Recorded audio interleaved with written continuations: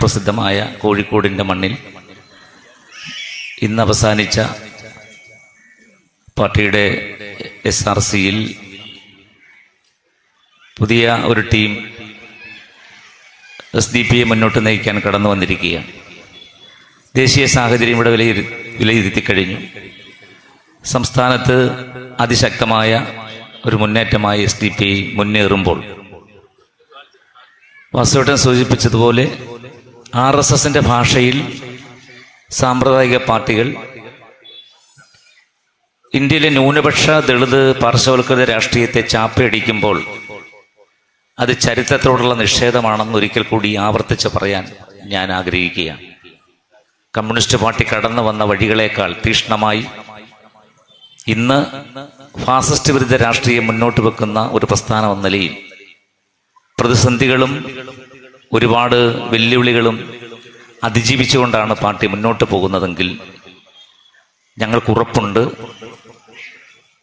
നിങ്ങൾ SDP പിന്തുണ സ്വീകരിക്കുമോ എന്ന് ചോദിച്ച് നടക്കുന്ന മാധ്യമ പ്രവർത്തകർ മൈക്കുമായി അനധിവിദൂര ഭാവിയിൽ SDP പിന്തുണ ആർക്കാണ് എന്ന് തേടി നമ്മുടെ ഓഫീസിലേക്ക് വരുന്നൊരു ഘട്ടമുണ്ടാകും എന്ന കാര്യം തർക്കമില്ല.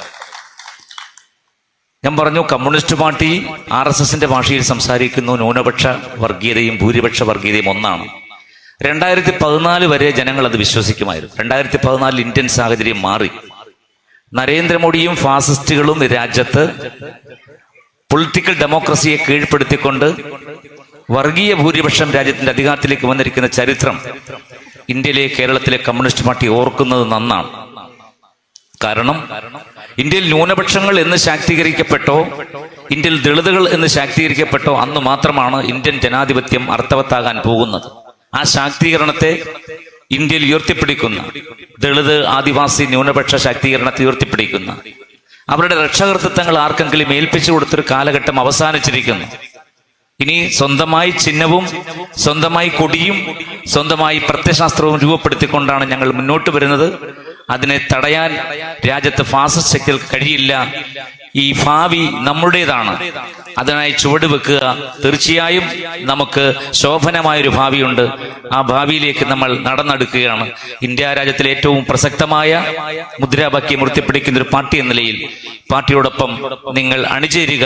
ഇവിടെ നൽകിയ ഊഷ്മളമായ സ്വീകരണത്തിന് സ്നേഹത്തിന്റെ ഭാഷയിൽ നന്ദി അറിയിച്ചുകൊണ്ട് നിങ്ങൾക്ക് വിപ്ലവ അഭിവാദ്യങ്ങൾ അർപ്പിക്കുന്നു. ജയ് ഭീം, ജയ് ഡെമോക്രസി.